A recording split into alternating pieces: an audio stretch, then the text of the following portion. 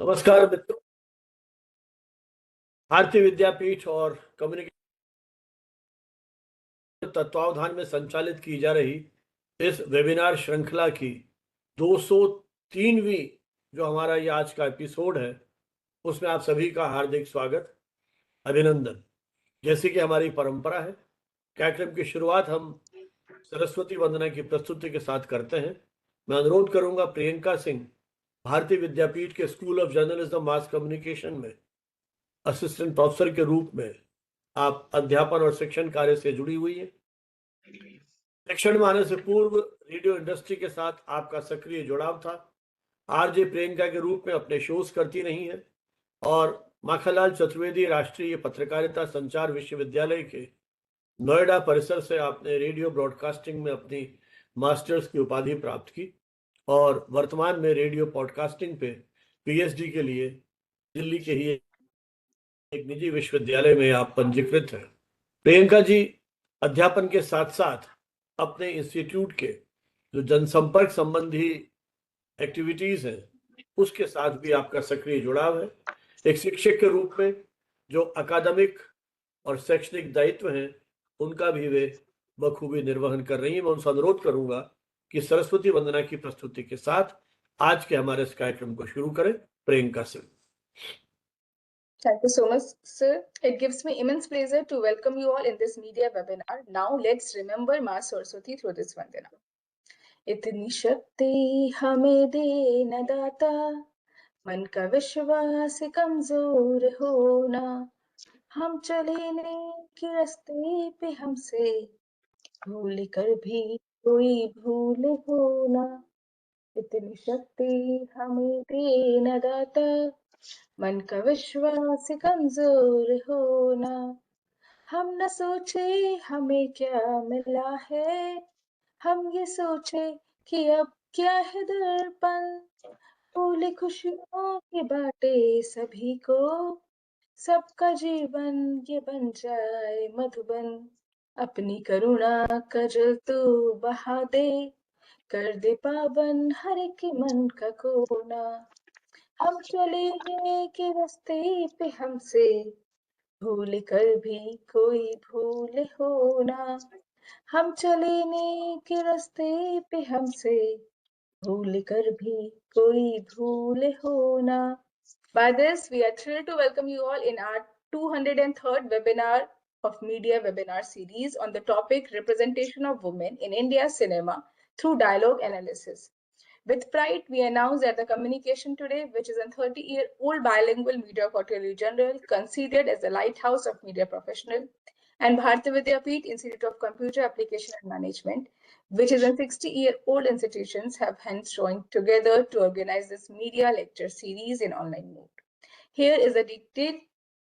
Here we are going to talk about detailed on women representation in through dialogue analysis. Basically जब भी हम कुछ भी बोलना शुरू करते हैं, डायलॉग वो इनिशियल स्टेज है जहां से हमने कहानी सुनना शुरू किया, ठीक है, जब छोटे थे, तो वो भी डायलॉग रिप्रेजेंटेशन का ही एक तरीका था जो हम बचपन से सुनते आ रहे हैं, ठीक है। और आज हमें किसी और बच्चों को सुनाना पड़ रहा है, पॉडकास्ट के थ्रू और लोगों को सुनाना पड़ रहा है, तो हम उसी डायलॉग एनालिसिस को आज समझेंगे। The representation of women in India cinema has been a topic of discussion since so many decades. From being portrayed as submissive and declined to strong and independent, the image of women in film has undergone significant changes. Initially, the woman is portrayed as not a main lead in movies, but now we can find बहुत सारी ऐसी movies है जहाँ पे जो women है वो lead कर रही हैं, so there is a significant change in movies as well. But how do dialogues contribute to this representation?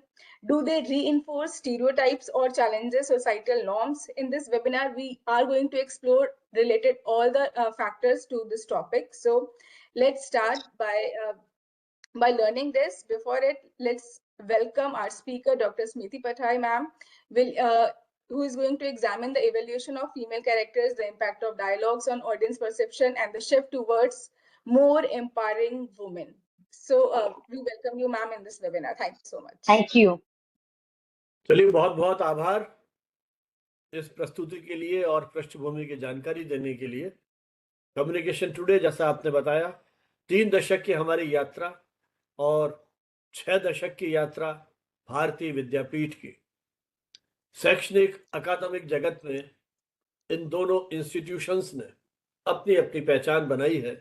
Communication today का एक विनम्र प्रयास 3 दशक से नियमित रूप से हमारी कोशिश रही है कि देश दुनिया में मीडिया के क्षेत्र में हो रही शोध को हम हमारे इस मंच पर लेकर के आए।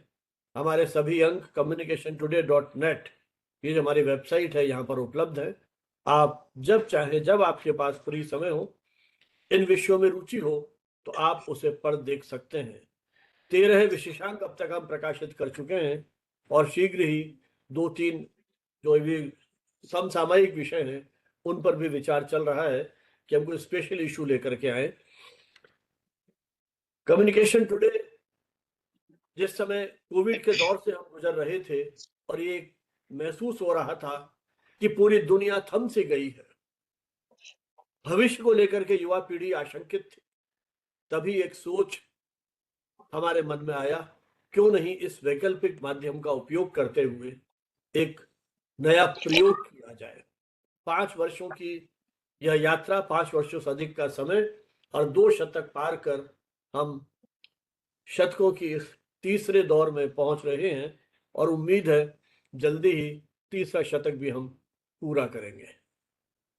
इस मंच पर 500 से अधिक विशेषज्ञ विभिन्न विषयों से, अनुशासनों से, मीडिया के विभिन्न पक्षों से तो जुड़े हुए हैं ही, इसके अलावा भी जो हमारे दूसरे अनुशासन हैं, अध्ययन अध्यापन के, उनसे जुड़े हुए मित्र भी, कुलपतियों से लेकर के शोधार्थी तक, राजनीतिज्ञों से लेकर के प्रशासनिक अधिकारियों तक, कोशिश की है हम सबको एक मंच पर लेकर के आए और मीडिया से जुड़े हुए विषय जो हमें कहीं ना कहीं उद्वेलित करते हैं, उनसे हम उन विषयों को कहीं आगे बढ़ाएं, उन पर चिंतन मनन करें और इस हमारी जो ये विचार यात्रा है इसको आगे बढ़ाएं।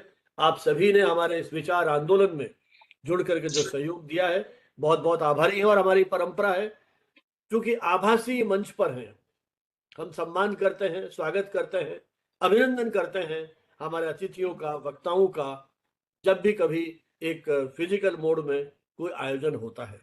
लेकिन आभासी मंच पर भी हमने उस परंपरा को जारी रखने की कोशिश की है और ई बुके से डॉक्टर स्मृति पाढ़ी, जो आज की हमारी विशिष्ट वक्ता हैं, उनके स्वागत अभिनंदन के लिए मैं फिर अनुरोध करूंगा प्रियंका सिंह से कि वो उनका ई बुके से स्वागत अभिनंदन करें।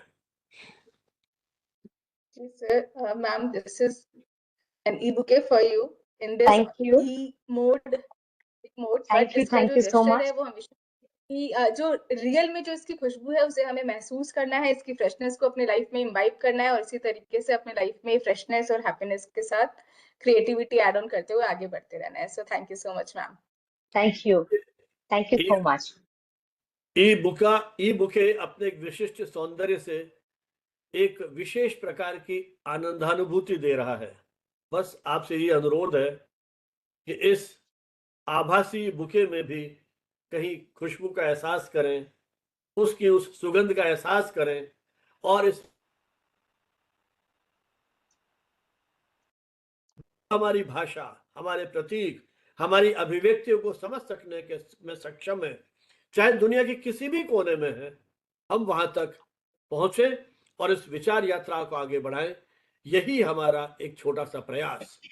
जैसा कि आज का विषय voices of women, a dialogue analysis of female representation in Indian cinema, भारतीय सिनेमा में स्त्री प्रतिनिधित्व का संवाद विश्लेषण, ये आज का हमारा विषय।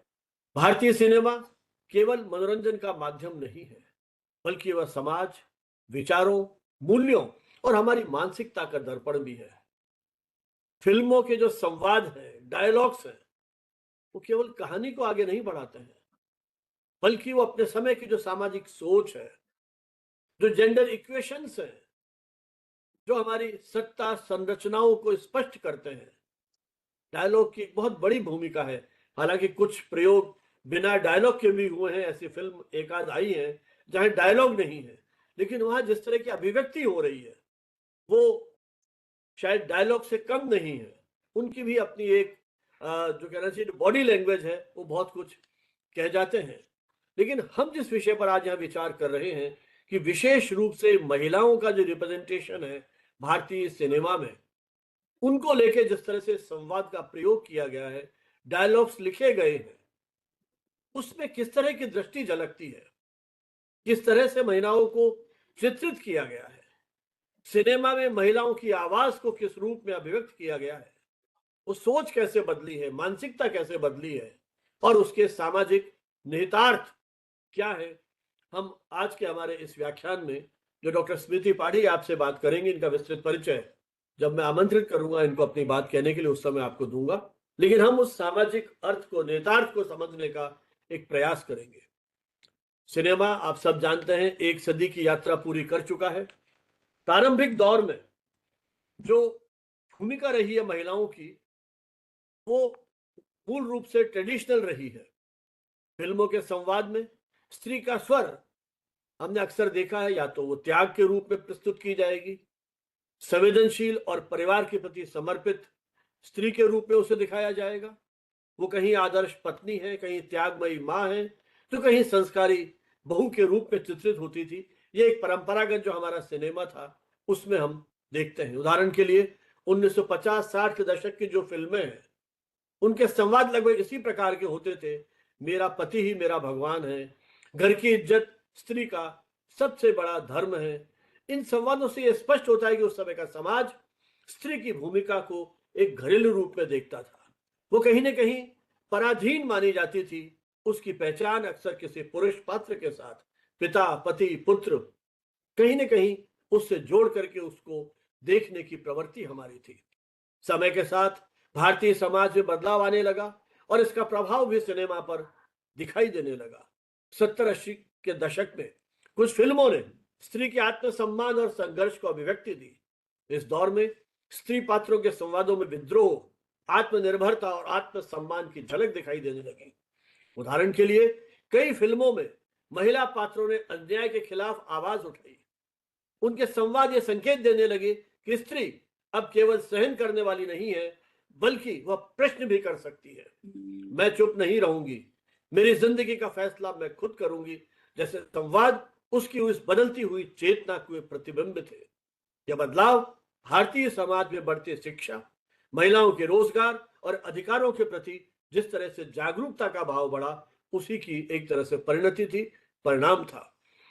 21वीं सदी में भारतीय सिनेमा में स्त्री के प्रतिनिधित्व का स्वरूप और अधिक विविध होता है। आज की फिल्मों में महिलाएं केवल सहायक पात्र नहीं है, बल्कि कहानी की केंद्रीय धुरी बनकर, जिसे आप कहते हैं नायिका प्रधान फिल्में हैं, वो फिल्में भी हमारे सामने आ रही हैं। उसमें जो संवाद लिखे जा रहे हैं, उसमें उन महिलाओं की आत्मविश्वास, स्वतंत्र व्यक्तित्व, स्वतंत्र चेता व्यक्तित्व और विचारशीलता, वो जो स्वरूप है वो बहुत ही प्रभावी ढंग से अभिव्यक्त होता है। आधुनिक फिल्मों में स्त्री पात्र अपने सपनों को, अपनी इच्छाओं को, अपने अधिकारों के बारे में खुल करके बात करती दिखाई देती हैं। वह करियर, प्रेम, विवाह, स्वतंत्रता और अपनी एक आइडेंटिटी या पहचान जैसे मुद्दों पर भी अपनी स्पष्ट राय रखती हैं, अपना स्पष्ट सोच रखती हैं, अपना स्पष्ट दृष्टिकोण व्यक्त करती हैं। अब संवाद केवल भावनात्मक नहीं बल्कि वैचारिक भी होते चले जा रहे हैं। उदाहरण के रूप में कुछ फिल्मों में महिला पात्र ये कहती दिखाई देती हैं कि मेरी पहचान किसी और से नहीं, मेरे अपने काम से होती है। सपने देखने का हक केवल पुरुषों को नहीं, महिलाओं को भी है। तो कहीं ना कहीं उसकी एक स्वतंत्र चेतना या व्यक्तित्व को एक गंभीरता के साथ, या उसकी जो आशा आकांक्षाएं हैं, उसका जो संघर्ष है, उसको अधिक गंभीरता के साथ प्रस्तुत करने का प्रयास इन फिल्मों के माध्यम से किया जाने लगा। फिल्मी संवादों का विश्लेषण यह भी बताता है कि कई बार सिनेमा अनजाने में ही पितृसत्तात्मक सोच को मजबूत करता है। अनेक लोकप्रिय फिल्मों में आज भी ऐसे संवाद मिल जाएंगे जो स्त्री को कमजोर, भावुक या निर्भर रूप में प्रस्तुत करते हैं। कुछ फिल्मों में धारणा दिखाई देती है कि स्त्री की सफलता के पीछे पुरुष का मार्गदर्शन आवश्यक है। इस तरह कई फिल्मों में स्त्री की स्वतंत्रता को विद्रोह या असंस्कारी व्यवहार के रूप में भी चित्रित किया जाता है। हालांकि संवाद विश्लेषण हमें यह समझने में मदद करता है कि सिनेमा केवल समाज को प्रतिबिंबित नहीं करता है, बल्कि वह समाज की सोच को भी किसी स्तर पर प्रभावित करता है। तो ये जो वैविध्य है, इसको समझने की जो कोशिश है वो हम आज की हमारी जो ये वेबिनार है इसमें करेंगे, क्योंकि इन संवादों का, क्योंकि संवाद को हम सिनेमा की आत्मा मानते हैं। एक प्रभावशाली संवाद, प्रभावशाली डायलॉग दर्शकों के मन पर बरसों तक गहरा प्रभाव छोड़ता है। आज भी कई फिल्मों के ऐसे डायलॉग हैं जो समय समय पर हमारे दैनिक व्यवहार में कहीं ना कहीं हम उनका उपयोग करते हैं। तो कहीं एक पूरी सोच को, पूरे एक युग को कहीं ना कहीं वो एक तरह से प्रभावित करता है। तो इस कारण संवाद समाज में व्यापक चर्चा के विषय बन जाते हैं, और विशेषकर लैंगिक समानता, जेंडर इक्वलिटी की जब हम बात करते हैं, उसको लाने में भी इन संवादों की महत्वपूर्ण भूमिका होती है। भारतीय सिनेमा में महिलाओं की आवाज, जैसा मैंने कहा, कि बदलती रही है, और जो आज वॉइसेस ऑफ विमेन की हम बात कर रहे हैं, भारतीय सिनेमा केवल मनोरंजन की बजाय उस सामाजिक परिवर्तन की दिशा में एक महत्वपूर्ण सांस्कृतिक मंच बन सकता है। इसी मुद्दे पर आज डॉक्टर स्मृति पाढ़ी अपनी कुछ बात आपसे करेंगी। डॉक्टर स्मृति वर्तमान में फकीर मोहन यूनिवर्सिटी, बालेसर, उड़ीसा, वहां पर सीनियर असिस्टेंट प्रोफेसर के रूप में कार्य कर रही हैं। मीडिया शिक्षा के क्षेत्र में उनका 1 दशक से अधिक का अध्यापन अनुभव है, और वो अपना यूजी और पीजी लेवल के जो जर्नलिज्म और मास कॉम के कोर्सेज हैं, उनमें विविध विषयों के अध्यापन करती रही हैं। डॉक्टर पाधी न केवल एक समर्पित शिक्षिका है, बल्कि सक्रिय शोधकर्ता और लेखिका भी है। उन्होंने देश भर के अनेक विश्वविद्यालयों और संस्थानों में राष्ट्रीय अंतर्राष्ट्रीय संगोष्ठियों और सम्मेलनों में अपने शोध प्रस्तुत किए हैं।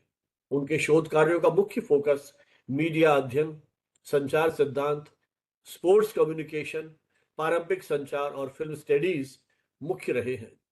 वे लोकप्रिय मीडिया शोध पत्रिका, जिस मंच पर यह आयोजन किया जा रहा है, कम्युनिकेशन टुडे, उसकी असिस्टेंट एडिटर के रूप में भी अपना सहयोग मुझे दे रही हैं। वे मीडिया और संचार अध्ययन के क्षेत्र में एक जर्नल के माध्यम से उन्होंने अपनी एक विशेष पहचान बनाई है। इस माध्यम से वे शोध और ज्ञान विज्ञान की प्रक्रिया में अपना एक महत्वपूर्ण भागीदारी भी स्थापित कर रही है। आपका व्यावसायिक अनुभव केवल अकादमिक क्षेत्र तक सीमित नहीं है। इससे पहले वे गुजरात की स्वर्णिम गुजरात स्पोर्ट्स यूनिवर्सिटी, उसमें भी लगभग 2 वर्ष तक आपने काम किया। वहां की एक पत्रिका थी, वहां का एक न्यूज़पेपर है, न्यूज़लेटर था, व्यायाम ज्योत, उसका भी आपने संपादन किया। इसके साथ ही वहीं उसी यूनिवर्सिटी का एक अंतर्राष्ट्रीय जर्नल था, international journal of sports sciences, उसकी भी आप सह संपादक थी। स्पोर्ट्स कम्युनिकेशन के क्षेत्र में उनका योगदान विशेष उल्लेखनीय है। स्वर्णिम गुजरात स्पोर्ट्स यूनिवर्सिटी के दौरान उन्होंने एक प्रोजेक्ट कोऑर्डिनेटर के रूप में लगभग 200 एपिसोड्स का निर्माण, निर्देशन, संपादन और एंकरिंग की। जो गुजरात का एक वंदे गुजरात चैनल है, वहां पर वे नियमित रूप से प्रसारित हुए। खेल और संचार की इस अभिनव संयोजन के लिए उन्हें वर्ष 2019 में public relations council of India का प्रतिष्ठित चाणक्य अवार्ड भी प्राप्त हुआ है, उससे भी वे सम्मानित की गई हैं। यह पुरस्कार उन्हें स्पोर्ट्स कम्युनिकेशन की श्रेणी में प्रदान किया गया था। डॉक्टर स्मृति डिजिटल मीडिया के क्षेत्र में भी सक्रिय हैं। उनका एक लोकप्रिय यूट्यूब चैनल स्मृति पाढ़ी है, जो विशेष रूप से खेल प्रेमियों और मीडिया विद्यार्थियों के बीच में लोकप्रिय है। इस मंच के माध्यम से वे खेल, मीडिया और समकालीन मुद्दों पर महत्वपूर्ण सामग्री प्रस्तुत करती रही हैं समय समय पर। और इस समय अपनी यूनिवर्सिटी का एक जो चैनल है फकीर मोहन यूनिवर्सिटी का, वहां भी वो विभिन्न क्षेत्रों के जो विशेषज्ञ हैं, करीब 40-50 इंटरव्यूज वो ले चुकी हैं, और उसके माध्यम से विभिन्न क्षेत्रों के जो विशेषज्ञ हैं, उन्होंने जो रिसर्च की है, अनुसंधान किया है, उसको उन एपिसोड्स के माध्यम से वे सामने लाई हैं। विकास, पत्रकारिता और सामाजिक सरोकारों से जुड़े हुए कार्यशालाओं में उन्होंने महत्वपूर्ण योगदान दिया है। मेरे विश्वविद्यालय में जब वे जयपुर में थी, तो हमने यूनिसेफ के साथ इस तरह की कई वर्कशॉप्स की, जिसमें वे बराबर सहभागी रही। वे to development journalism our roles की थी, उसमें प्रोजेक्ट कोऑर्डिनेटर के रूप में भी जुड़ी हुई थी। इन सम्मेलनों का उद्देश्य पत्रकारिता को विकास के मुद्दों के साथ जोड़ना था और समाजोन्मुख मीडिया दृष्टिकोण को प्रोत्साहित करना था, जिसमें वे बराबर जुड़ी रही। लेखन के क्षेत्र में आपका महत्वपूर्ण योगदान है। उनकी पुस्तक traditional folk media in India media विद्यार्थियों और शोधार्थियों के बीच लोकप्रिय उपयोगी है। यह पुस्तक भारत की लोक परंपराओं के बीच और उनके बीच में जो संरचनात्मक महत्व है उसका एक विस्तृत विश्लेषण प्रस्तुत करती है। डॉक्टर स्मृति एक ऐसे शिक्षाविद, शोधकर्ता और मीडिया विशेषज्ञ हैं जिन्होंने अध्यापन, शोध, संपादन, खेल संचार, डिजिटल मीडिया के क्षेत्र में उल्लेखनीय योगदान दिया है। उनकी बहुआयामी सक्रियता और समकालीन मीडिया शिक्षा और संचार अध्ययन की दुनिया में एक महत्वपूर्ण और प्रेरणादायी हस्ताक्षर बनाता है। सिनेमा स्टडीज उनका प्रिय विषय रहा है। अपने मास्टर्स की जो आपका डिग्री थी एमआईटी यूनिवर्सिटी लखनऊ से आपने किया था, वहां भी सिनेमा आपका एक लोकप्रिय क्षेत्र था अध्ययन का, शोध अनुसंधान का। इस मंच पर पहले भी उनकी 3-4 बार उपस्थिति हो चुकी है। एक बार फिर आपका स्वागत, अभिनंदन। और जो कुछ आपने अध्ययन किया है, शोध किया है फीमेल रिप्रेजेंटेशन भारतीय सिनेमा में, और वो जो डायलॉग का जो एनालिसिस है उस बारे में हम चाहेंगे कि उसके बारे में आप अनुभव हमारे साथ साझा करें। डॉक्टर स्मृति। बहुत बहुत धन्यवाद सर। इतने विस्तृत रूप से आपने मेरा परिचय दिया। First and foremost, I would like to extend my heartfelt gratitude to Professor Sanjeev Bhanavat and Professor M.N. Huda, because of whom we can see this series of lectures. So many lectures are there in front of us. The students are being benefited, the research scholars are being benefited, and the fact that it is the 203rd lecture is in itself quite an achievement. And I would also like to thank Priyanka ji for giving me such a warm welcome to this bouquet, and all the team members.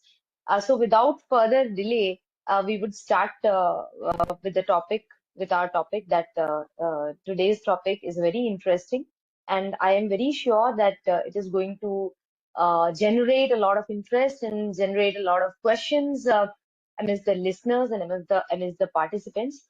Um, and before that, I would like to also say that इतना लंबा जो sir ने कहा उसमें से मुझे लगता है कि at every step it was possible because of the guidance that I received from my mentor, from my guru, Professor Sanjeev Bhanavat. Whatever I am today, most part of it is because I have been observing him, the way he speaks, the way he works really hard, and he gets deep into the issues that are concerning media. So I think it comes from you, sir. So thank you so much for mentoring me right from the outset. So today's topic is very interesting, and it is also very, very relevant and significant, because when we talk about voices of women, I'll be taking you through my slides, क्योंकि उसमें हमारा 4 ऐसे case studies हैं जिनको हम उसके clips हैं वो भी देखना हमें पड़ेगा अगर हमें समझना है तो इसीलिए मैं थोड़ा सा जो इसका पेस है बहुत धीमा नहीं रखूंगी, सो दैट हम ज्यादा से ज्यादा इसको समझ पाए. So the first, when I say the change the slide, then only you go to the next slide. Okay, so the first slide, the title slide, keep it at that only. This is the voices of women, and we will be having this academic discussion. ताकि जो research scholars हैं वो भी थोड़ा theoretical perspectives के through इन चीजों को समझ पाए, एंड जो मेरा मेथोडोलॉजी है उसके थ्रू हम इसको देखेंगे. सो it will be more of an academic discussion than a general speech. So dialogue analysis मैंने किया है. बहुत ही चुनिंदा जो हमारे सीन्स हैं कुछ मूवीज के, वो मैंने इसमें लिया है सैंपल के तौर पे. And I have tried to see that what kind of representation, in what way the females have been represented, how patriarchy has been refuted or reinforced. तो वो देखेंगे. Next slide, please. Yes. So, as we all know that Indian cinema is one of the largest, है ना, बहुत बड़ी एक film industry है. बॉलीवुड के नाम से हम इनको जानते हैं. एंड इंडियन सिनेमा सिर्फ हिंदी सिनेमा नहीं है, बहुत सारे भाषाओं में सिनेमा बनता है हमारे इस देश में. तो इसका रेवेन्यू जो जनरेट करता है ये industry, that is also very very huge. And this underlines why this is a very potent medium, why this is a very strong medium which has the power to influence the way people think, influence the way people react to the gender perspectives that are there amidst us. तो cinema doesn't just entertain, it reflects who we are, it shapes who we are, and women's voices in Indian cinema, it also shows कि society ने किस तरीके से society change हुआ है over the years. So women have played key roles both on screen, and they are playing roles both on screen and off screen. Behind the camera भी जो directors हैं, जो female directors हैं, जब वो films बना रही हैं, तो किस तरीके से voices एक दूसरे तरीके के हमारे सामने आ रहा है. गौरी शिंदे एक बहुत पॉपुलर नाम है. Ekta Kapoor is making movies. Deepa Mehta के सिनेमा को हमने देखा है. So let us also see ki how things change when women go behind the camera and they involve themselves in making a film, so that we have this perspective of women as well. So their voices do reflect society, it reflects struggle, it reflects the identity, and it also reflects the change. Next slide, please. So here dialogues. Why I have taken dialogues? बहुत सारे element हो सकते हैं जब हम analysis की बात करते हैं. वो पोस्टर हो सकता है, वो लाइट हो सकता है, वो एडिटिंग हो सकता है, वो कैमरा एंगल्स हो सकता है, वो थीम हो सकता है. लेकिन इस प्रेजेंटेशन के लिए आज का जो विषय है उसके लिए जो मैंने जो लिया है दैट इज डायलॉग. सो हम डायलॉग्स के थ्रू देखेंगे कि किस तरीके से डायलॉग रीएनफोर्स करते हैं, अंडरलाइन करते हैं, स्ट्रेंथन करते हैं आइडियाज को. कौन से आइडियाज को? वो हो सकता है विमेन एज ओबीडियंट, विमेन उनकी पूरी जो एक डेस्टिनी है, उनका जो पूरा किस्मत है वो मैरिज ही है. इस तरीके की क्या इन्फोर्समेंट है, इस तरीके की क्या चीजों को डायलॉग्स ने अंडरलाइन किया है, स्ट्रेंथन किया है. विमेन जिनका कोई बच्चा नहीं है, जिनके कोई दे हैव नो चिल्ड्रन, क्या उनका जीवन इनकम्प्लीट है, इस तरीके की बात को कही है डायलॉग्स ने. या मेल अथॉरिटी को स्ट्रेंथन किया है, या मोरल पोलिसिंग को दिखाया है dialogue. The good women dialogue, the bad women, ideal wife, क्या इस तरीके की चीजों को डायलॉग्स ने स्ट्रेंथन किया है. Yes, we move to the next slide. So early representation में और समय के साथ जो हमारे यहाँ पे हमने देखा है उसमें कोई परिवर्तन हुआ है क्या, डायलॉग्स में कोई चेंजेस हुआ है क्या? निश्चित रूप से हुआ होगा, तो हम उसको भी थोड़ा देखेंगे. अर्ली रिप्रेजेंटेशन हम जैसे बिफोर 50s हम अगर देखेंगे, सो ज्यादातर जो इमेज लेकर के आता था हमारे सामने, जो dialogues, they bringing forward the image of a dutiful wife or a sacrificing mother, or stories which were mostly written from the male perspective.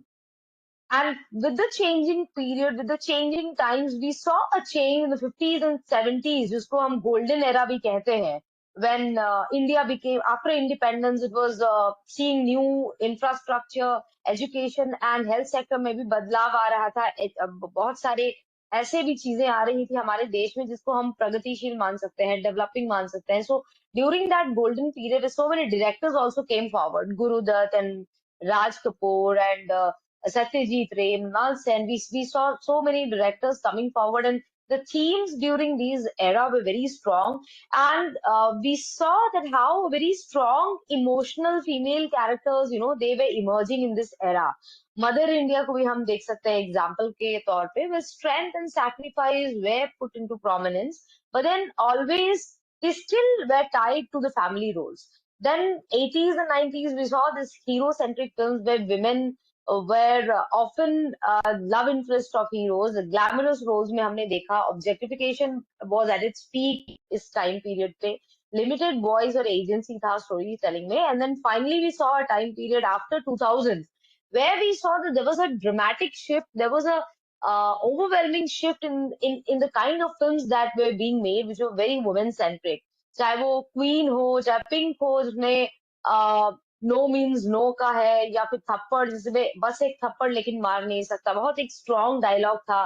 Mrs movie जो है उसमें हम देख सकते हैं कि किस तरीके से पूरा एक किचन के इर्द गिर्द घूमता हुआ पूरा एक स्टोरी है जो बहुत हेक्टिक हो जाता है, जो हो सकता है महिलाएं पसंद ना करती हो. तो उसमें किस तरीके से बहुत सटल तरीके से बेटा बेटा शब्द का प्रयोग करके बार बार उसके जो फादर इन लॉ है वो समझाते हैं, लेकिन वो भी उसको पसंद नहीं आता है, बिकॉज वो एक पिंजरे में कैद करके रख देने वाली एक स्टोरी है, स्क्रिप्ट है.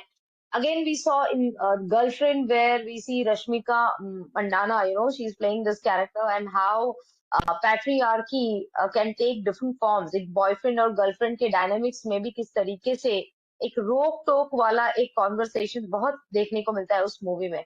Gunjan Saxena, where this female is having such a strong role played by Janvi Kapoor. Then again, पंगा में हमने कंगना को देखा. So sports oriented फिल्म आ रहा है. एयरफोर्स ऑफिसर्स के ऊपर फिल्म आ रहा है. छपाक हमने देखा, जिसमें एसिड अटैक के ऊपर एक सर्वाइवर की स्टोरी है, played by Deepika Padukone.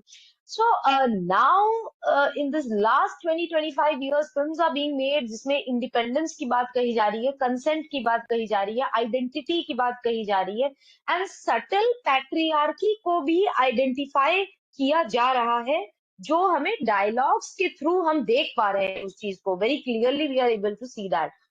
Next slide please Priyanka. Then let us look at the theoretical perspective. है ना, कि मैंने कहा कि एकेडमिक ओरिएंटेशन थोड़ा हम रखेंगे एंड देखेंगे कि डायलॉग्स किस तरीके से जेंडर रोल्स को उसको स्ट्रेंथन कर रहे हैं, अंडरलाइन कर रहे हैं.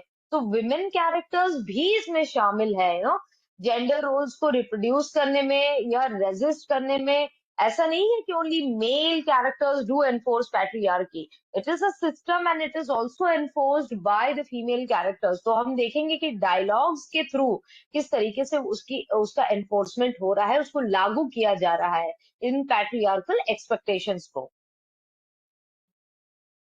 Yes, next. So the first scholar जिनका काम बहुत prominently कोट होता है is Laura Mulvey, जो कि एक ब्रिटिश फिल्म थियोरिस्ट है, फेमिनिस्ट स्कॉलर है. 1975 में जो उनका एक आर्टिकल आया, visual pleasure and narrative cinema, उसमें उन्होंने ये बात कही मेल गेज थ्योरी का, जिसमें कि women as objects of male desire, है ना, पोजीशन किया जा रहा है विमेन को. एंड फिल्म्स में हमने बहुत देखा है, लिरिक्स में, डायलॉग्स में, या पूरे उस स्क्रिप्ट में, जिसमें women are position as objects. तो हमने इसको बहुत देखा, जैसे बहुत बार इसको हम गानों में भी देखते हैं. तू चीज बड़ी है, मतलब तो चीज के रूप में, या तंदूरी मुर्गी हूँ वाला जो एक लाइन है in this Dabang 2, in that song which is being played by Kareena Kapoor. Again, जो खाने की चीज, खाने की वस्तु के हिसाब से उनका तुलना हो रहा है. So again, that is objectifying. या बसंती इन कुत्तों के सामने मत नाचना, as if Basanti is a object to be enjoyed, to be consumed, and जिसका लुत्फ उठाया जाने वाला है. And then suddenly the hero comes in a protective role कि तुम वहां मत जाओ, वहां मत रहो, people are watching you, people are trying to look at you in that way. So again, that is objectification only. तो सिनेमा ने व्यूअर्स को बड़ा एक मैस्कुलिन पर्सपेक्टिव में भी अलाइन किया है. डायलॉग्स ने, लिरिक्स ने, शब्दों ने उस चीज को हमारे सामने लेकर के आया. So we can very well quote Laura Mulvey in this thing. Again, Judith Butler एक अमेरिकन फिलोसोफर है, जिन्होंने जेंडर ट्रबल नाम का एक आर्टिकल था उनका 1990 में, जिसमें उन्होंने कहा कि ये जो जेंडर कंस्ट्रक्ट है, ये अपने आप नहीं हो जाता है. इसको repeated behaviour, repeated action, repeated speech और रिपीटेड डिस्कोर्स चाहिए होता है, ताकि वो लोगों में वो चीज छप जाए, वो बिल्कुल इंटरनलाइज हो जाए. So in films also, when you see that today in my case studies also, I have taken some dialogues, such dialogues जहाँ पे इस चीज को underline किया जाता है कि if there is a lady, the lady's job is to be at the house, to be making the home and making sure कि घर में सब चीज व्यवस्थित है, किचन वो संभाले, बच्चों का केयर टेक करे. तो ये चीज मतलब जूडिथ बुटलर ने ये चीज कहा कि ये अपने आप नहीं होता. ये जो कॉन्सेप्ट है कि जेंडर रोल्स हैं या बिहेवियर नॉर्म्स हैं which is fixed for male and female, that is not automatic. That comes from reinforcement and showing again and again. So that we will see in my case studies that I will bring forward you कि ये कैसे होता है. Okay? So boundaries क्या है भाई, तुम्हें कैसे हंसना है, कैसे बैठना है, क्या पहनना है, कब बाहर जाना है, क्या चीज तुम्हारे लिए गुड वुमेन है, आइडियल वाइफ है, ये अपने आप नहीं होता है. तो ये फिल्मों ने भी इसमें बड़ा एक रोल प्ले किया है इसको री एनफोर्स करने में. That we will see. And again British sociologist and criminologist हैं, बहुत वाइडली कोटेड है, Sylvia Walby, professor of criminology, and उन्होंने भी थियोराइजिंग पैट्रियार्की जो उनका काम था उसमें उन्होंने जेंडर रेजीम्स एंड इंस्टीट्यूशंस की बात कही है कि पूरा पूरा एक इंस्टीट्यूशन चाहिए होता है ये इनइक्वालिटी को या पैट्रियार्की को लागू करने में, सिंगल इंसान का ये काम नहीं है। सो ये बड़ा एक it's a very well thought out process, you know, and institution जिसके थ्रू ये लागू किया जाता है। Next slide please. Then we have the works of, next slide,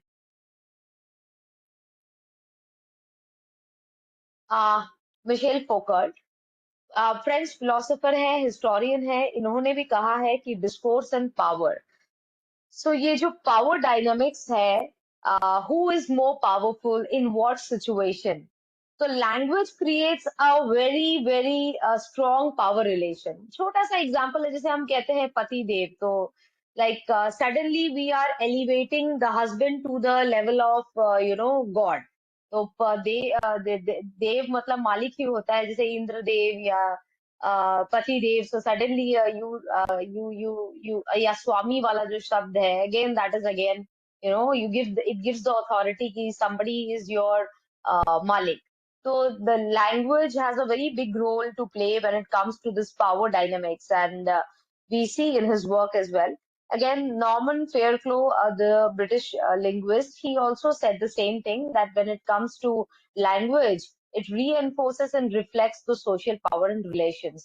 And critical discourse analysis जो मैंने अपने इस स्टडी में इम्प्लीमेंट किया है, इसी को इसी के परिप्रेक्ष्य में, इसी सीडीए के परिप्रेक्ष्य में जो 1995 में उन्होंने दिया था, ये एनालिसिस किया है मैंने 4 केस स्टडीज लेकर के, जो टेक्सचुअल लेवल पे होता है कि किस तरीके के वर्ड यूज किए गए हैं, किस तरीके का टोन है, किस तरीके का पिच है, किस तरीके का वोकैबुलरी चूज किया है। एंड देन ऑल्सो उसके नेक्स्ट लेवल पे हम जाएंगे कि पूरा का पूरा उस स्क्रिप्ट का, उस पूरे सीन का मतलब क्या हुआ, एंड टोटालिटी में वो कैसे पैट्रियार्की को रीएनफोर्स कर रहा है या रिफ्लेक्ट कर रहा है। Then come on now, let us just play, we can play this particular clip. ये मिस्टर एंड मिसेस मूवी से है जो 1955 को आया था। We can see Madhubala in this. I hope कि ये ऑडिबल हो सबके लिए। क्या हम इसको प्ले करें? एक बात पूछूं भाभी? दो पूछो रानी। आपके पति कभी कभी पीटते भी हैं आपको? तन मन से प्यार भी तो वही करते हैं। भात खाते समय कभी कभी दांत तले कंकर भी आ जाता है, उससे लोग भात तो खाना नहीं छोड़ देते। ब्याह हो जाने दो तुम्हारा, तब जानोगे पति का प्यार। Okay, so I hope this was audible. Okay, so next slide please. इसमें जैसे हम सुन पा रहे हैं that there is this conversation between these two women. एक थोड़ा elderly है जिसको एडवाइस मांग रही है the younger one, और वो बहुत क्यूरियोसिटी के साथ पूछ रही है कि आपके पति आपको पीटते भी हैं, तो वो बड़े एक मासूमियत से, मतलब इनोसेंट तरीके से, बड़े सॉफ्टनेस के साथ उसको जनरलाइज करती हुई इस वायलेंस को कह रही है कि भात में कभी कभी कंकड़ आ जाता है तो लोग भात तो खाना, मतलब एक वायलेंस को वो भात में आने वाला कंकड़ के साथ कंपेयर करके कितना ज्यादा उसको, उसने उस वायलेंस को छोटा कर दिया। तो जरूरी नहीं है कि लोग जब मारपीट करते हैं तो बहुत एक हल्के फुल्के तरीके से, वो बहुत वायलेंट हो सकता है, वो बहुत ज्यादा हार्ड हो सकता है। नहीं, प्रीवियस स्लाइड जो था, हाँ इसी में रहिए आप। सो लाइक बट इस कॉन्वर्सेशन का जो टोन है उसको आप देखिए, इसको आप समझिए, एक कितने सॉफ्टनेस के साथ उसने इस पर्टिकुलर डोमेस्टिक वायलेंस को एक बिल्कुल उसने रिफ्यूट कर दिया और बिल्कुल खारिज कर दिया, जस्टिफाई कर दिया कि हस्बैंड है तो भाई वो अथॉरिटी है, वो देखभाल करते हैं या वो ख्याल रखते हैं, तो वो अब मारेंगे भी वही मारेंगे, अब वही प्यार करेंगे तो वही मारेंगे। तो अब और वो लास्ट लाइन ये भी कहती है कि ब्याह हो जाने तो तुमको समझ में आ जाएगा। एज इफ उसने इस पूरे पैट्रियार्कल सिस्टम को इंटरनलाइज करके मान लिया है, एक्सेप्ट कर लिया है, समझौता कर लिया है, और वो अब ये ज्ञान दूसरे को भी दे रही है कि भाई अब तुम देखो, यही है, यही भाग्य है और यही रीत है और यही एक्सेप्टेड भी होना चाहिए। So now next slide please. तो इसमें मेरे ऑब्जर्वेशंस ये है that the normalizing metaphor is very very dangerous. ये दिख सकता है, ये सीन बड़ा एक प्रिय लग सकता है देखने में, बिल्कुल हार्श नहीं लगेगा, बट ये बहुत ही सटल तरीके से पैट्रियार्की को रीएनफोर्स कर रहा है। ये जो कैजुअलनेस है ना इस टोन में, ये मिनिमलाइज तो कर ही रहा है सीरियसनेस ऑफ वायलेंस को, बट एक इमोशनली फ्रेम कर रहा है वायलेंस एंड लव को मिक्स करते हुए, जो कि यथार्थ है, जो कि सच्चाई है बहुत सारे घरों की। सो आपने सुना होगा टॉक्सिक मैस्कुलिनिटी की, एक टॉक्सिक बिहेवियर की, कि वो लव एंड हेट्रेड का जो एक मिक्सचर है, ये उसी एक चीज को बढ़ावा देता हुआ भी है कहीं ना कहीं। सो आई थिंक कि physical abuse framed as ordinary, inevitable, violence को ट्रिविलाइज करके अब्यूज को नॉर्मलाइज करना विद इन मैरिज, ये इस तरीके के सीन्स का बहुत बड़ा इसमें रोल है। Next slide please. बट हमें ये भी याद रखना है कि this is of 1955, friends, we have to remember that. And women, जो मैं बात कह रही थी कि विमेन का कितना बड़ा रोल रहता है, चाहे वो सास हो, चाहे वो ननद हो, चाहे वो फ्रेंड हो, चाहे वो एक महिला हो जो ऑलरेडी भुक्तभोगी है उस वायलेंस की, उसका भी कितना बड़ा रोल रहता है पैट्रियार्की को लागू करने में। वो देखिए आप, the women herself is justifying her own operation. कोई रेजिस्टेंस नहीं दिख रहा है उसकी शक्ल में, उसके लैंग्वेज में, वो एक एजेंट बन गई है पैट्रियार्कल डिस्कोर्स का। तो सोशल कंडीशनिंग जो है महिलाओं का, कि समझ जाओगी, ऐसा ही होता है, यही नेचुरल पार्ट है मैरिटल लाइफ का, no more questioning of husband's behaviour. So according to Michel Foucault, जो फ्रेंच थ्योरिस्ट मैंने जिनका नाम बताया, पावर ऑपरेट्स थ्रू नॉर्मलाइजेशन। ये एक बहुत इंपॉर्टेंट पार्ट है जो आपको समझना है। Violence becomes normal truth and language hides this unequal power relation, है ना। जो बटलर ने भी कहा है कि जेंडर रोल्स जो है वो रिपीटेशन से होता है, रिपीटेशन से। आपने किया, मेरी माँ ने किया, मेरी सास ने किया, मेरी ननद भी कर रही है, वो भी कर रहा है, फलना भी कर रहा है, पड़ोसी भी कर रहा है, तो ये नॉर्मल है, ये शायद ओके, ये शायद ऐसा ही है।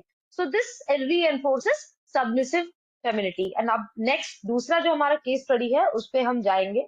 This is from the very powerful role played by Smita Patil and Amrish Puri. Again, we can see the conversation between both of them. एक powerful controlling role में हम देखेंगे, एक कॉन्फ्रंट्रेशन है दोनों के बीच में। लेकिन इससे पहले कि हम इसको प्ले करें, मैं थोड़ा बता देना चाहूंगी कि the women that you see, the woman that you see here, Smita Patil, अब 55 से हम 77 को आ गए हैं, तो आप सोचिए 20 साल बाद का ये फिल्म है। ओके, नाउ इसमें कोर इशू जो है मेल कंट्रोल का है ना।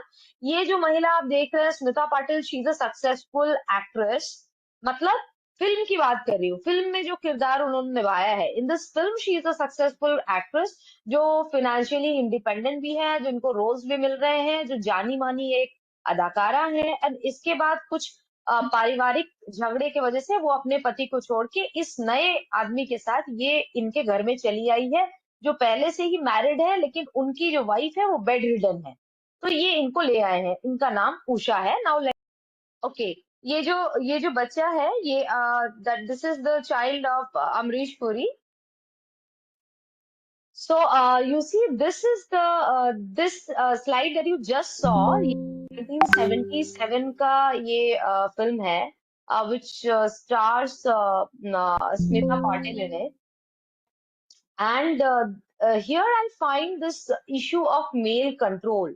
कि एक independent महिला है, she's an independent woman who is financially independent, who has seen the world, who has gone out of her house, and has a pretty much good understanding of how the world is. But yet, when she comes into the house of this man, she faces a very authoritative and a very dominant force in Amrish Puri. So you can see that, you can observe that in the tone and the pitch, the way he's having this conversation with Patil, and also the way he assumes that he has the right to question and control. वो भी बड़ा एक देखने लायक है। I mean, एक पूरा हमारे लिए एक जानने का विषय है। So in this particular scene, भूमिका का जो example मैंने लिया, this little boy, he wants to go to a Mela, and वो ये कहता है कि मुझे मेले में जाना है। एंड देन जो माली है वहां पे, जो नौकर है वहां पे जो काम कर रहा है, उससे ये कहती है, ये स्मिता पाटिल कहती है कि आप गाड़ी निकालो और मैं लेके चली जाऊंगी इनको मेले में। And that particular house help he refuses कि जब तक साहब नहीं कहेंगे मैं तो गाड़ी नहीं निकालूंगा।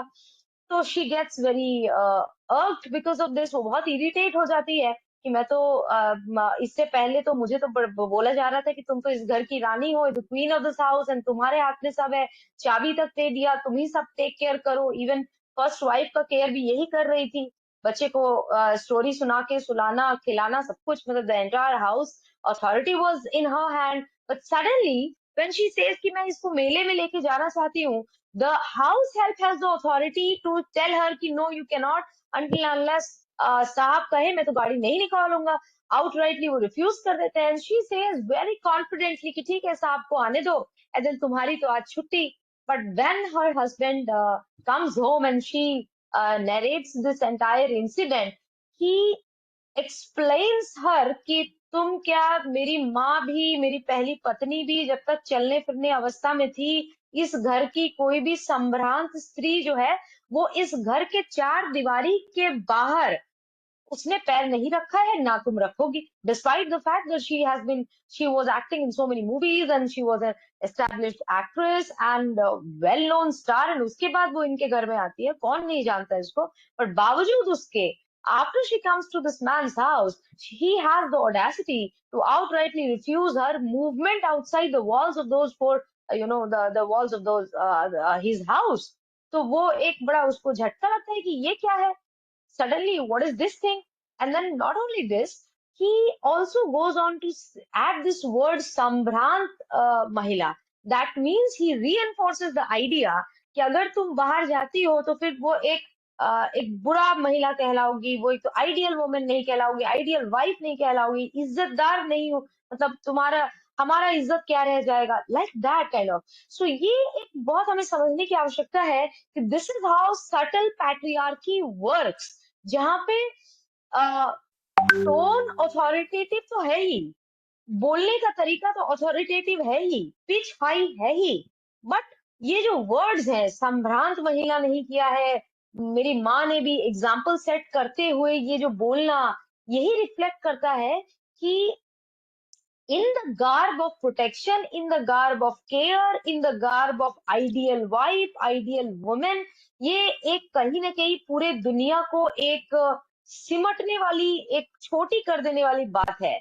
And when these dialogues reach millions and millions of people, they somehow underline those ideas, underline those subtle patriarchal norms and that entire circle through which this operates. And ये जो कॉन्वर्सेशन मैं आपको दिखाना चाह रही थी, इसमें फ्रीक्वेंट इंटरप्शंस भी हैं, और जो मेल का आवाज है वो ऊंचा भी हो जा रहा है, फीमेल का जो टोन है वो डिफेंसिव है, इमोशनल है। क्या मैं इस तरीके की वो बातें कर रही है, क्या मैं नहीं कर सकती, तो उसमें वो अप्रूवल मांग रही है, वो क्वेश्चन कर रही है।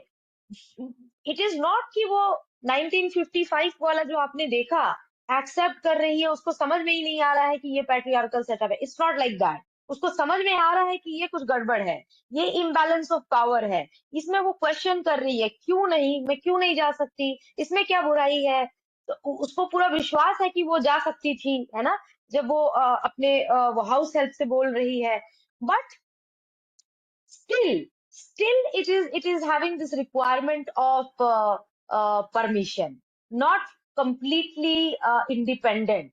So male character assumes the right to question and control. His tone implies ownership over women's action, over his wife's action. And authority जो है उसमें negotiation हो रहा है constantly between Smita Patil and Amrish Puri, एक constant negotiation हो रहा है। And I think that all of you who have now seen this scene have a lot of things going on in your mind. जो भी मैं बात कह रही थी कि how the space where the woman will go, how much authority she has, how much freedom she has, that is all decided by a complete system, a complete patriarchal setup, which was reinforced through the dialogues, जो मैं कहने की कोशिश कर रही थी। So you see did you see, look at the tone and the pitch, बार बार वो जब कुछ बोल रही थी तो उसको इंटरप्ट करना, बस हो गया, ठीक है, अब पता चल गया, उसकी बात ही पूरी ना होने देना, तो क्या रिफ्लेक्ट करता है कि इम्बैलेंस तो है। पावर पावर डायनेमिक्स में एक जो इम्बैलेंस है वो तो है ही, पर वो जो बार बार चार दीवारी की बात कह रहे थे, बार बार ये कह रहे थे कि मेरी माँ भी नहीं गई, मेरी दादी भी नहीं गई, मेरी पत्नी जब तक चलने फिरने की अवस्था में थी वो भी नहीं गई, वो ये रीइंफोर्स करता है, एग्जाम्पल सेट करता है कि देखो वो भी नहीं गए तो why you. So, like I said, entire system comes to play when it is about subtle patriarchy, जो dialogues ने reinforce किया है यहाँ पे, and then the male absolutely tries and attempts to regulate her choices, her relationship, her independence, even though she is a accomplished actress in Bombay. So what? But वो कह रहा है कि यहाँ आ गई हो तो अब फिर यहाँ के हिसाब से ही तुम्हें मरने के बाद ही तुम्हारी अर्थी जाएगी, बाकी तुम तो नहीं जा सकती। And he even goes to the extent of slapping her, on her face. जबकि देखा जाए तो वो चाह क्या रही थी, उनके बच्चे को लेकर के मेले में जाना, वो भी उसके घर की गाड़ी को यूज करके, और वो भी ड्राइवर को लेकर के, खुद चलाने वाली थी नहीं, but even that was not allowed. So we can just have our own observations and we can reserve our questions for the question answer part. So control सिर्फ फिजिकल नहीं है, देखिए किस तरीके से एक साइकोलॉजिकल डोमिनेशन भी यहाँ काम करता है, एक गिल्ट और कंफ्यूजन भी यहाँ लाया जाता है कि तुम कैसे, हमारे यहाँ और कोई नहीं, संभ्रांत तुम फिर नहीं कहलाओगी, बाकी संभ्रांत है, तुम फिर एक आइडियल वुमन नहीं कहलाओगे, आइडियल वाइफ। तो ये एक एक एक एक तरीके के ये सारे गार्ड है, kind of a different facade through which this system percolates and it levies itself. So we can go to the next slide now. And at the end for this particular scene, I would say that Usha, though expresses her anger, resistance, emotional pain, but unlike the earlier Madhubala का जो आपने देखा 1955 वाला, here she at least questions the authority. तो जो changing portrayal की बात कर रहे हैं ना dialogues में, वो change आपको देखने में आएगा यहाँ पे. So unlike the earlier cinema, it doesn't normalize it, it critiques it. She is angry and she refutes it. Though she is not having a complete understanding, but then still mister and Mrs में normalise किया गया है patriarchy को, but भूमिका ने उसको expose किया है उसके वायलेंट साइड को through the dialogue.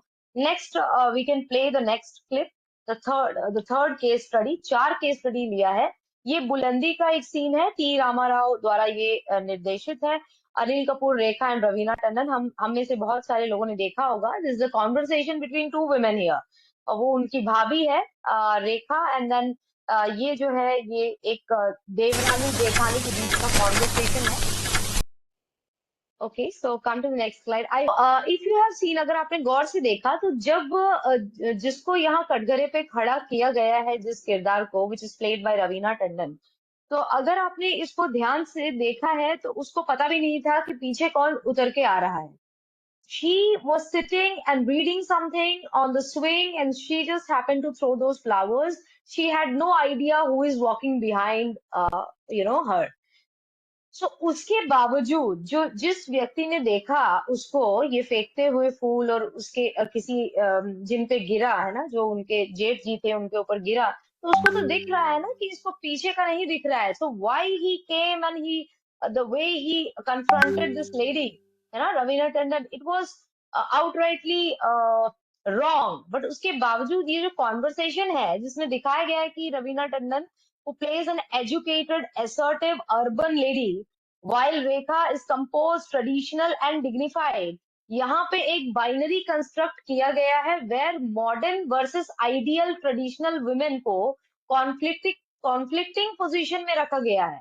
This is not male versus female. Here you see how one woman is confronted in front of another woman, जिससे patriarchy reinforce कराया है dialogue ने through another woman.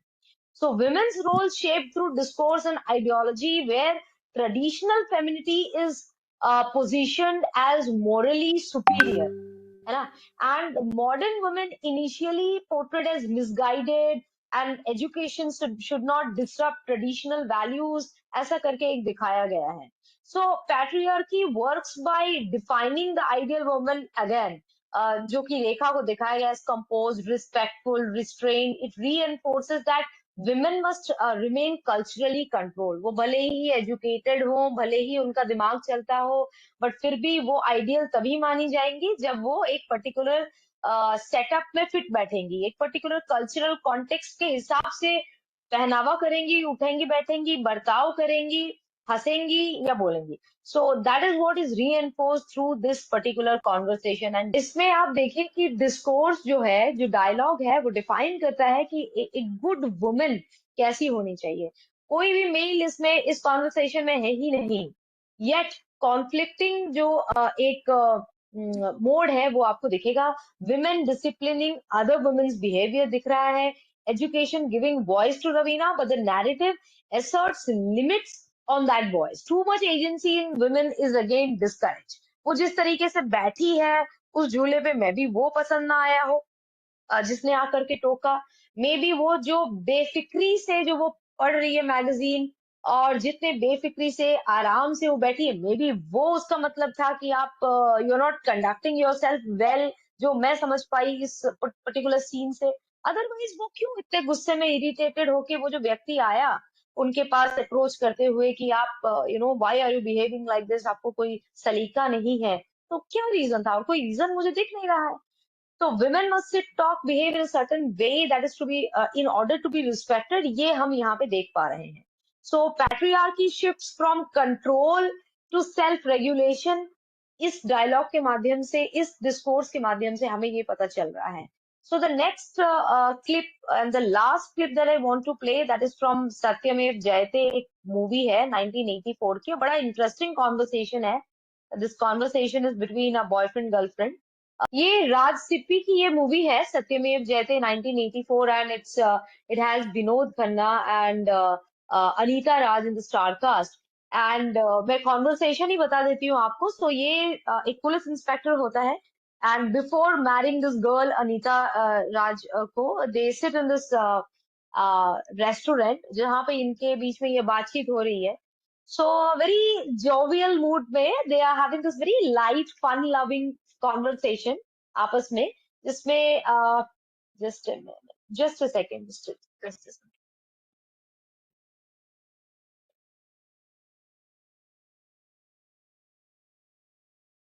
Yes.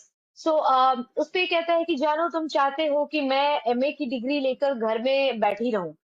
So the hero says बैठी क्यों रहो, काम करो, घर की देखभाल करो, मेरी देखभाल करो, जब मैं लौटूं तो चाय की प्याली पेश करो, दो चार भोले भाले शैतान बच्चों की माँ बनो, उनकी देखभाल करो. So then the girl says कि यार जानो ये काम तो मैं लेक्चरर बनने के बाद भी कर सकती हूँ. So the tone, you know, that she has is asking permission. The tone is not having authority कि मैं तो करूंगी काम, as if she is asking for permission. तो टोन की भी हम अगर टोन भी देखें, because dialogue analysis, discourse analysis has to do with the pitch and the tone and the modulation as well, along with the usage of words and vocabulary, है ना. तो वो परमिशन मांगता हुआ टोन है. And then he says in a very authoritative and a very confident tone कि कर सकती हो या नहीं कर सकती हो. मैं नहीं चाहता कि मेरी बीवी, again you look at the word, वो कह रहा है मेरी बीवी, जैसे कि उसको पूरा पोजेसिव है वो, he is possessing that individual completely. उसकी चॉइसेस उस is will be according to the husband's permission और द बॉयफ्रेंड्स परमिशन. तो मैं नहीं चाहता मेरी बीवी नौकरी करे, assertive, almost as if it is is right. और आजकल के स्टूडेंट्स साले पढ़ने थोड़ी जाते हैं, और अगर मुझे पता चले कि किसी ने तुम्हारे साथ छेड़खानी की तो तो तो ऐसे तुम ऐसे कह रहे हो, द गर्ल सेज तुम ऐसे कह रहे हो जैसे कॉलेज में पहली बार जाऊंगी, एमए क्या घर बैठे किया है. सो द हीरो सेज वो दूसरी बात थी, तुम पढ़ाने जाओगी तो तुम्हारा पाला प्रोफेसर्स लेक्चरर्स ना जाने किस किस से पड़ेगा, तुम्हें उनके साथ उठना बैठना होगा. So you see this tone and this conversation, इसमें जो ये नेगोशिएशन हो रहा है उसके आजादी का, यू नो, वो पढ़ाने जाएगी, एमए की डिग्री लेने के बाद उसको परमिशन लेना पड़ रहा है. 1984 की फिल्म है जिसमें वो उसको परमिशन एक तरीके से मांग रही है कि मैं पढ़ाना चाहती हूँ, मैं काम करना चाहती हूँ, फाइनेंशियली इंडिपेंडेंट होना चाहती हूँ. तो ये भी is ultimately at the disposal of the husband और द बॉयफ्रेंड. तो ये आप देखो, ये पूरा कॉन्वर्सेशन कितना आज के टाइम पे ये बड़ा अजीब लग रहा है कि ऐसा भी टाइम हुआ करता था क्या। सो अब वो बिल्कुल कह रहा है प्रोटेक्शन को यूज कर रहा है as a facade of limiting her movement and independence, कि तुम वहां जाओगी तो कितने सारे स्टूडेंट्स जो है वो साले पढ़ने थोड़ी आते हैं, तुम्हारा पाला कितने प्रोफेसर से पढ़ेगा, लेक्चर से पढ़ेगा, और तुम्हारे साथ किसी ने कुछ ऐसा वैसा बर्ताव कर दिया तो क्या। तो ये जो केयर है, ये जो प्रोटेक्शन है, ये एक तरीके से एक फसाड का काम करता है, एक बहाना है रोकने टोकने और घर के अंदर कन्फाइन करके ये कराने में कि तुम तो बस चाय बनाओ, मेरी हालचाल पूछो, बच्चों को पालो, घर की देखभाल करो, तुम्हें क्या जरूरत पड़ी है। So like that. और एक लाइन बहुत इंपॉर्टेंट है इसमें जो अंत में वो कहता है कि मैं तुम्हें किसी गैर के साथ तुम्हारा मिलना उठना बैठना बर्दाश्त नहीं कर सकता। सो दिस इज वेरी अजीब, because you know a girl who has done her MA degree and wants to work and wants to be financially independent and make her career, 1984 के इंडिया में उसको इस तरीके के परमिशन लेना पड़ रहा है, और वो फिल्म में दिखाया जा रहा है, वो भी एक इंस्पेक्टर के साथ। मतलब that hero is an inspector जो पढ़ा लिखा होगा, तभी तो वो इंस्पेक्टर बना है। एंड अगर ये बात वहां से आ रहा है तो फिर गांव की तो बात ही और क्या होगी, दूसरे और स्क्रिप्ट्स की तो हम बात ही और क्या करें। So this was another case that I wanted to bring before you. So this male speech in this conversation is very directive, it is very prescriptive, कि घर की देखभाल करो, तुम ये करो, तुम मेरी देखभाल करो, बहुत ऑथोरिटेटिव है कि मैं नहीं चाहता कि मेरी बीवी। Female speech is very polite, very hesitant, very permission seeking, and it uses justification कि लेक्चरर बनने के बाद भी तो तुम मतलब कर सकती हूँ मैं देखभाल। तो वो बड़ा एक जस्टिफिकेशन करने की कोशिश कर रही है कि मुझे काम करने दो, वो देखभाल घर की तो मैं उसके साथ भी कर सकती हूँ, एज इफ वो बिल्कुल नेगोशिएट कर रही हो, बार्गेन कर रही हो कि मुझे करने दो, जिसे अलाउ करना उसी के हाथ में है। So this is what subtle patriarchy is, where you see the women are negotiating their ambition and the man states his final decision. तो dialogues ने इसको बड़े एक साफ तरीके से, साफ तौर पे हमारे सामने रख करके दिया है, where women they are constructed as caregiver, emotional labor provider,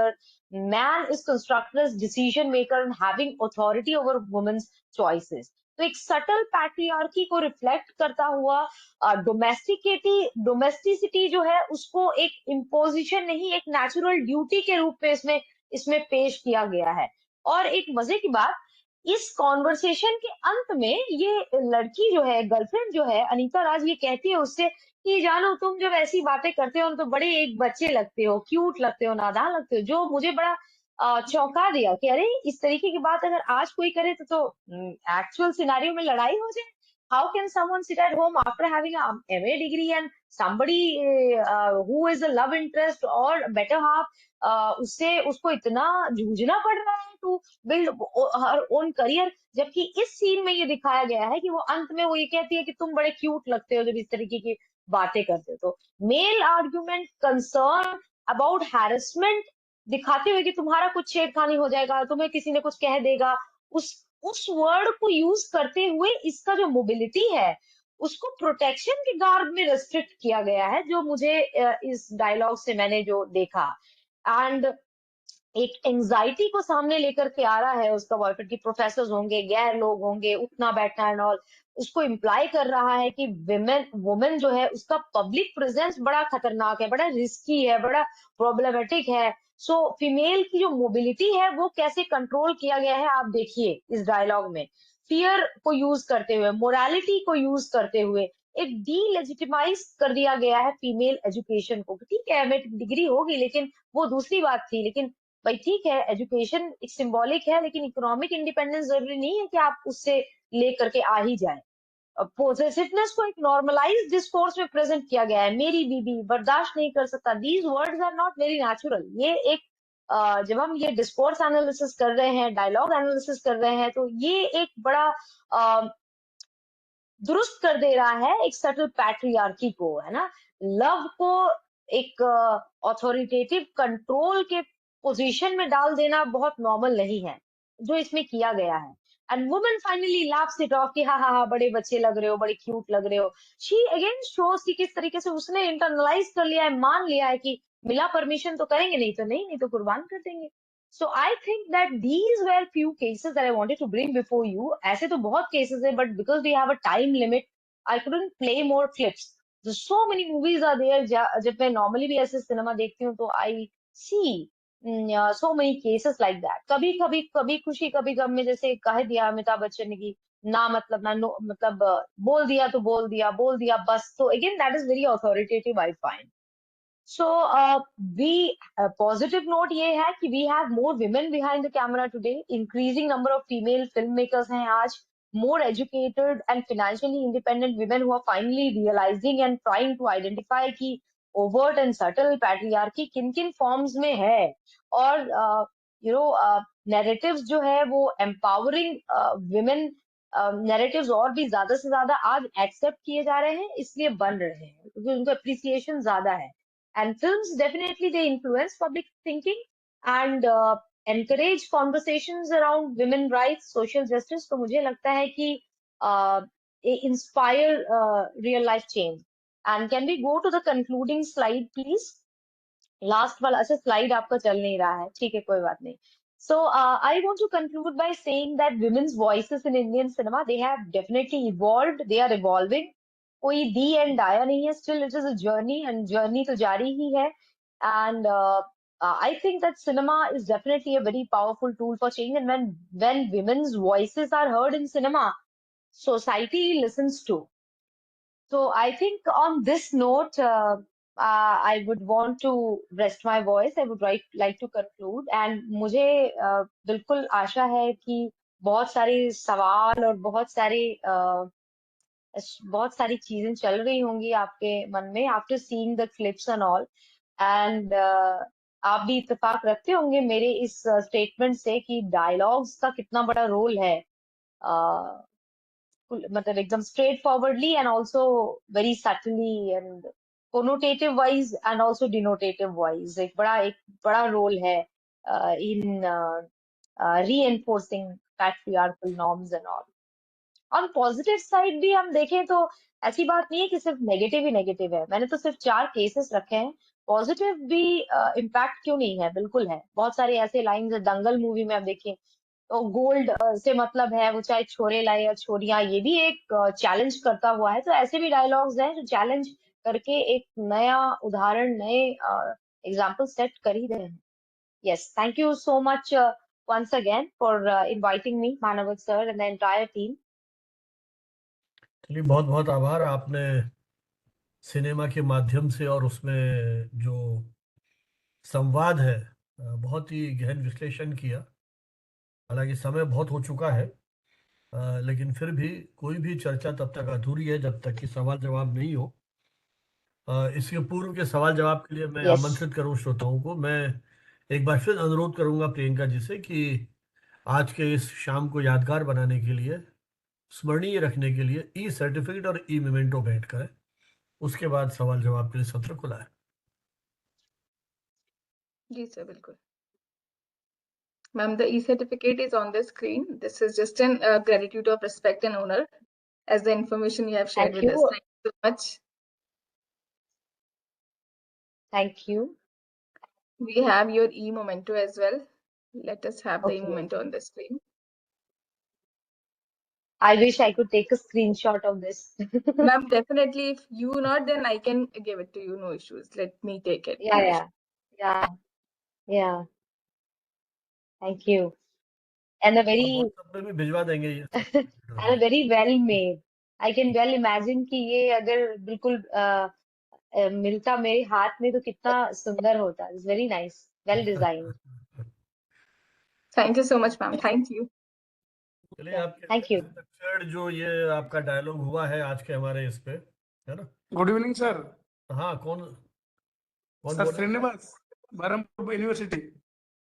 हाँ जी, हाँ पाठा जी बताइए. वीडियो सर ऑन मेरा रिकॉर्डिंग हो रही है. सजेशन, एक दो सवाल है और एक दो रिक्वेस्ट है.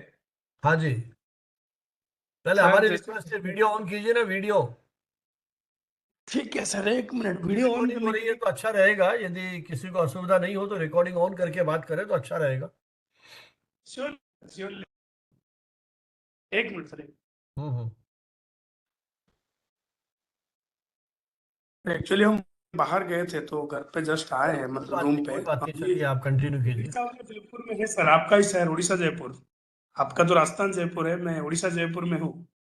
ओके, आप जयपुर है, हम जयपुर हैं। हाँ सर, वो जो भी है, जी। लेकिन सर हम आपके साथ हैं। हाँ हाँ बिल्कुल, हम साथ साथ। जी बोलिए।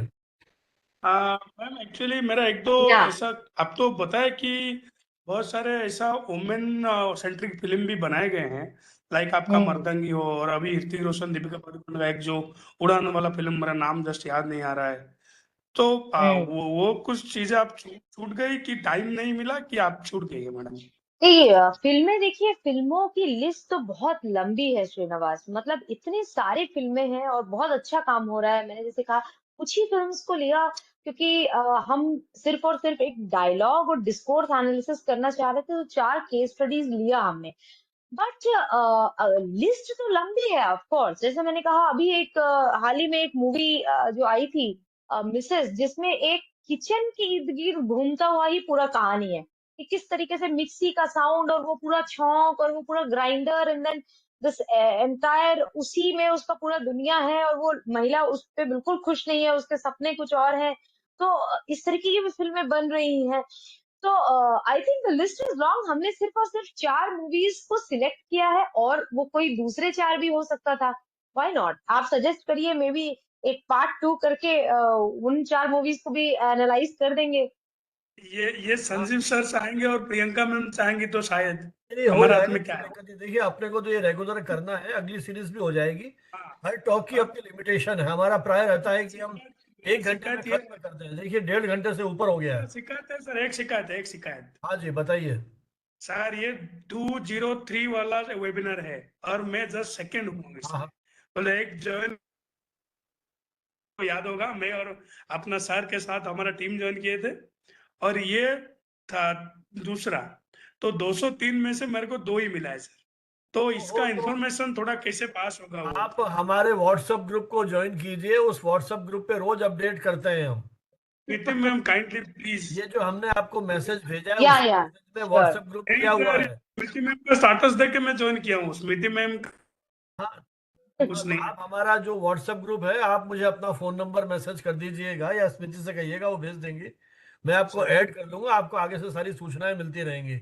कोई छूट जाए तो थैंक यू हमारा यूट्यूब चैनल जी। सब्सक्राइब कीजिए, आपको उसके भी अपडेट मिल जाए। कोई चीज छूटी नहीं है, बस फर्क इतना है कुछ लाइव देख सकते हैं, कुछ नहीं सर। देख छूट सकते। गया सर, थोड़ी बहुत और से छूट गया वो मेरा। श्रीनिवास, श्रीनिवास श्रीनिवास, ये कहना सर चाहूंगी आप लोगों को, तो इतना बरहमपुर यूनिवर्सिटी में इतना लंबा चौड़ा आपका टीम है, बहुत एक अच्छा ग्रुप है।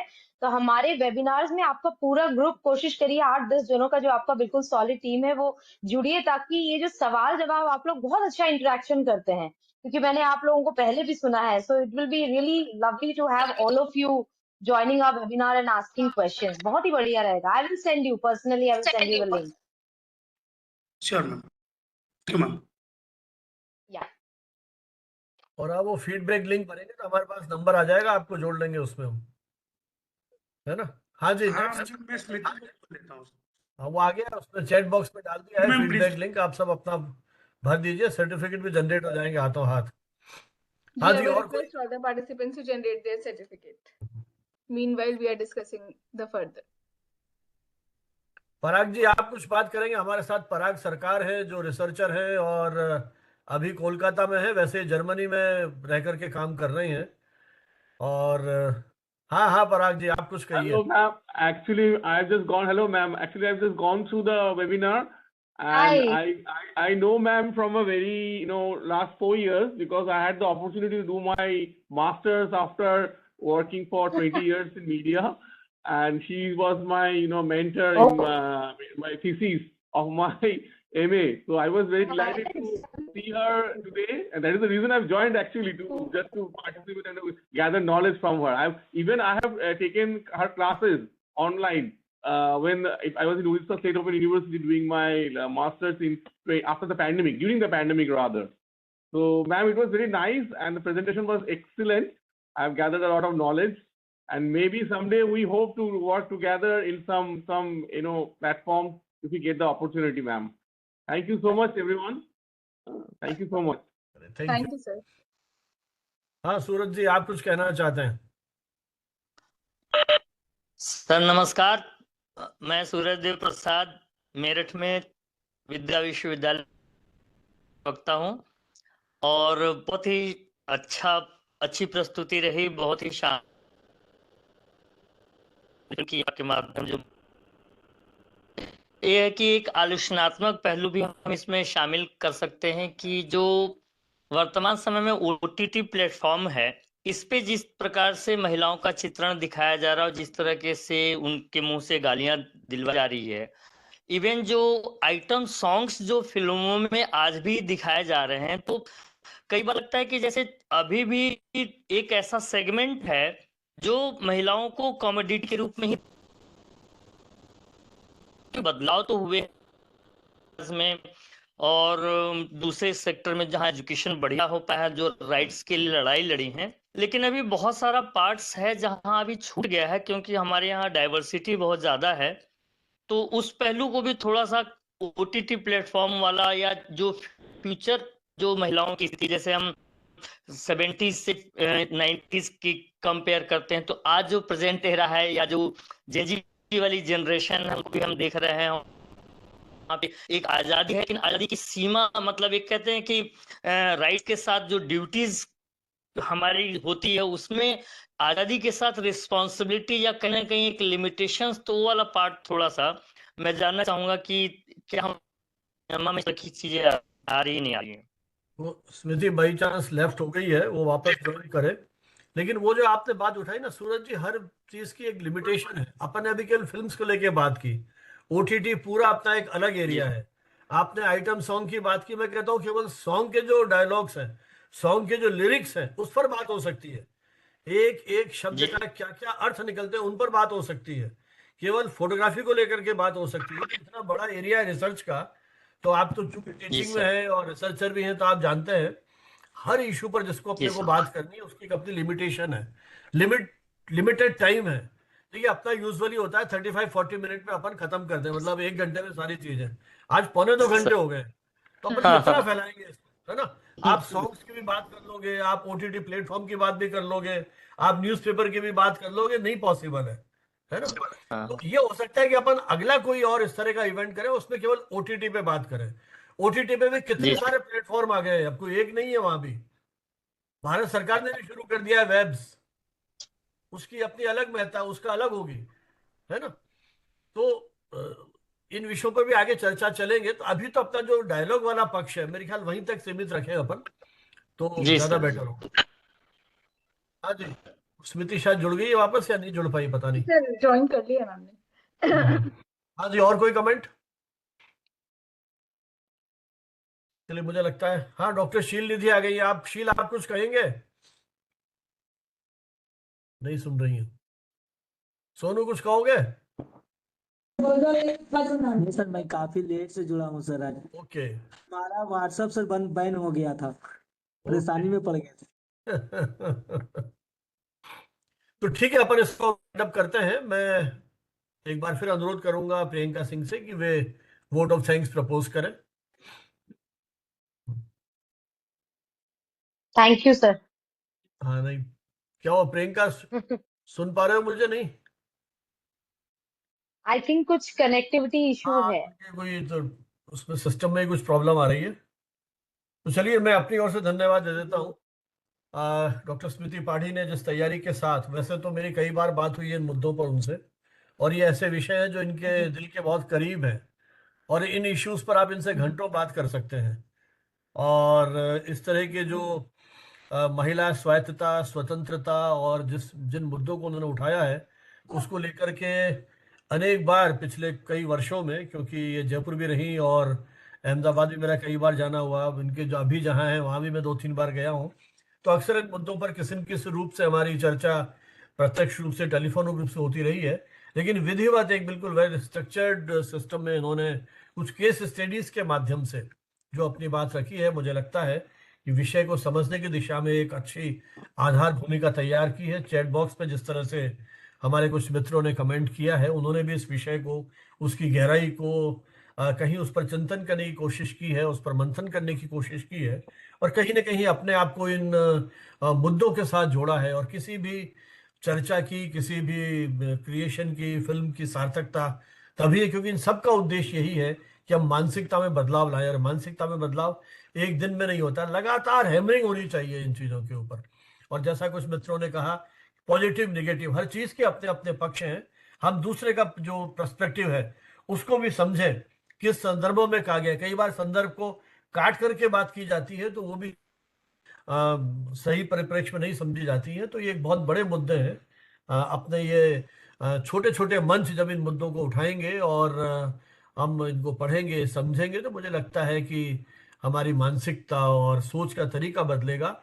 और कहीं ये तो अच्छा है स्त्री पुरुष बनाम हमारी ये बहस नहीं हुई, क्योंकि दोनों ही, मुझे पिछली बार भी अपनी बात हुई थी जब हम गिव टू गेन पर बात कर रहे थे, कि दोनों के सहयोग, सद्भाव और बंधुत्व के आधार पर ये दुनिया आगे चलती है। बहुत सारे उदाहरण हैं जब हम कहते हैं कि एक महिला के पीछे पुरुष है तो पुरुष के पीछे महिला भी है। न जाने कितने उदाहरण दे सकते हैं अपन। तो ये जीवन के अविभाज्य हिस्से हैं और तभी साथ साथ चलेंगे इन्हीं भावनाओं के साथ। अभी तक जो अपना एक फाइनल जो वेबिनार है वो 28 तारीख का है।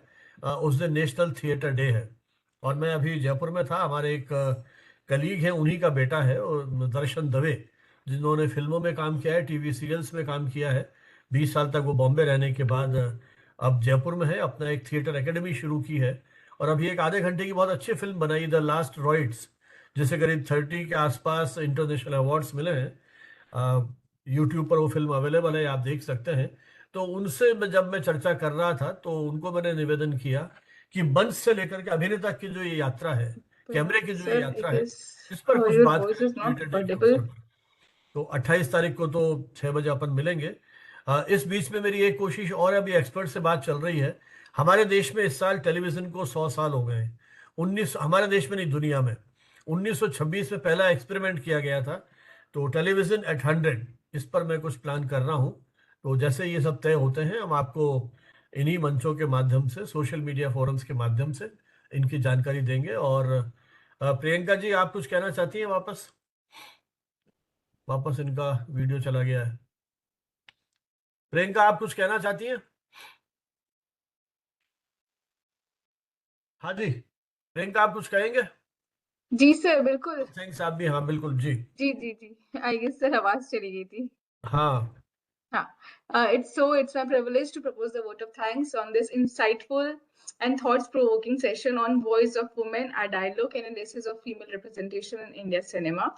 First and foremost, I would like to express my heartfelt gratitude to our esteemed speaker, Dr. Smriti Pathai ma'am, for delivering such a powerful and enriching presentation. Your deep analysis of female representation in India cinema, supported theoretical perspective and film examples, has truly increases our understanding of how cinema reflects and shapes societal attitudes towards women. We are especially thankful to all the participants and the candidates who have been and showed their interest for towards this topic. So as ma'am discussed on concept like the male gaze, gender, profitability, discourse, decision making, and power inclines towards men, and the distribution of work has provided us with valuable academic and practical insights.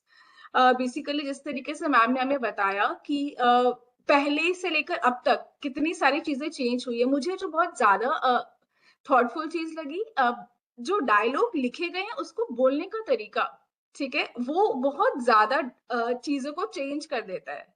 और ma'am ने उस चीज पे expression पे बात की कि किस तरीके से बोला गया, किस तरीके से वुमेन ने वो चीजें कैजुअली ली, बहुत लाइट लिया। तो बेसिकली किसी चीज को बोलना क्या है और किस तरीके से बोला जाता है, दोनों चीजें बहुत इंपॉर्टेंट रोल प्ले करती है।